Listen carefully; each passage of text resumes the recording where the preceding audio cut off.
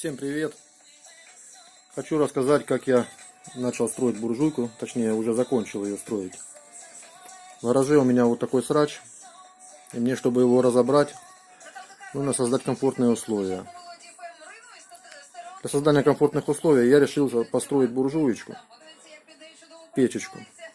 И думаю, если строить буржуйку, надо строить тогда уже что-то хорошее.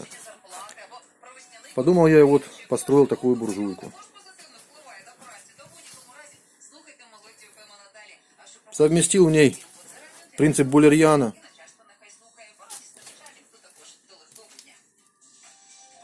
Идет конвекция там воздуха, камина.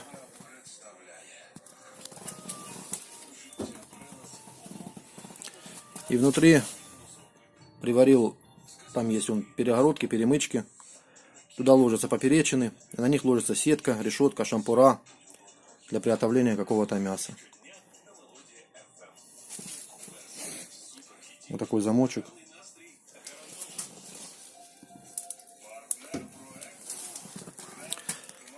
Снизу я сделал поддув, вон вентиляторы стоят, для обдува рубашки. Подается снизу холодный воздух, сверху выходит уже горячий.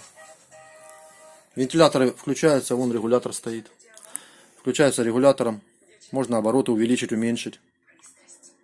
Можно их вообще не включать, через них будет естественная конвекция, проходить воздух, сверху выходить горячий. Рубашку сделал вот такого плана. От стенки, на расстоянии от стенки корпуса камина стоят трубы 2-дюймовые.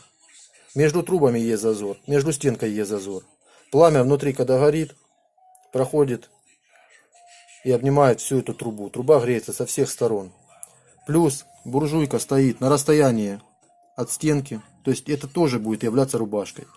Когда снизу проходит воздух, проходит через эти трубы, выходит здесь уже горячий. Проходит с этой стороны, обдувается. То есть стенка печки тоже нагревается. И выходит уже горячая. КПД, если бы она была, например, плотнее к стенке, было бы меньше. Если бы эти трубы были между собой соединены, то есть пламя не обходило бы со всех сторон трубу, было бы тоже меньше. В обычном булерьяне, можете обратить внимание, там пламя только с одной стороны касается трубы. С другой стороны она уже, скажем так, не работает, эта труба. Здесь работает труба по всей окружности. Полтора, по-моему, сантиметра от стенки. Между ними тоже 1,5. И от стенки тоже где-то сантиметра 2. Вот тоже. Это все рубашка. Внутри проходит воздух. Сбоку проходит воздух. Обдувается. Дальше были у меня здесь ошибки. Допускал я ошибки. Например, изначально я никак не рассчитывал их. Изначально я думал, вот задвижка. Думал, будет хватать этих отверстий, которые вот открываются в двери. Этих отверстий катастрофически не хватало, когда горело пламя. С полностью открытым этим шибером и закрытой дверью пламя сразу затухало. Дверь приоткрываю, пламя нормально горит. Пришлось мне потом переделывать, дополнять конструкцию, делать здесь импровизированные колосники. И воздух берется, самое главное, воздух берется вне гаража и за гаража. Там в стене пробурено отверстие, стоит сотая труба снизу, идет сюда через этот зольный ящик и проходит снизу, проходит уже туда в колосники. Самое главное, чтобы воздух брался снаружи, потому что если будет воздух браться из помещения, тогда весь этот теплый воздух, который вы стараетесь нагреть, будет уходить в трубу. Все детали оформления, они покупались в магазине, кроме вот этой проволоки. Проволоку я сам согнул, скрутил. Покрашена термостойкой краской. Труба дымоходная, сделана из 150-й трубы. Уплотнение, здесь уплотнение. Это идет керамическое уплотнение, выдерживает температуру 1200 градусов, но оно сюда совершенно не нужно было такое ставить, оно чуть дороже стоит, можно было вполне обойтись асбестовым уплотнением. Стекло это каминное, дорогое. Изначально я планировал поставить здесь закаленное стекло. Ну, посмотрел в интернете, как эти закаленные стекла, скажем так, лопаются, взрываются от перегрева. Пришлось выкинуть энную сумму и поставить сюда керамику прозрачную. Здесь впереди, с той стороны, стоит экран отражающий из нержавеющей стали. И стоит, вернее, уплотнено здесь изнутри все. Вот эта передняя часть лобовая с той стороны уплотнена каменной ватой. Где-то сантиметра 2. Так же само сверху. Вот эта часть, вся свободная сверху. Изнутри стоит отражающий экран из нержавейки. И, скажем так, термоизолирована каменной ватой.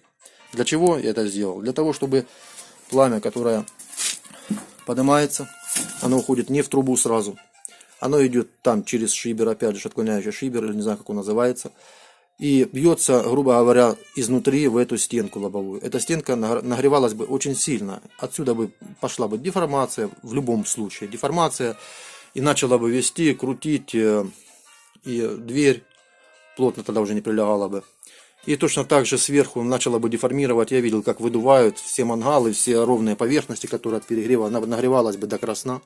Здесь была бы сумасшедшая деформация. Я решил не использовать эту плиту, скажем, для приготовления какой-то пищи.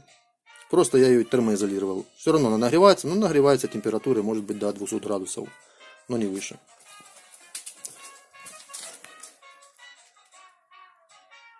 Я думаю, получилось красиво.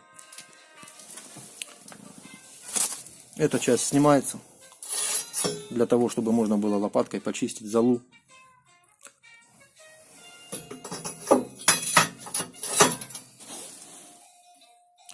Вентиляторы включаются вот так. Гудят, правда, достаточно сильно.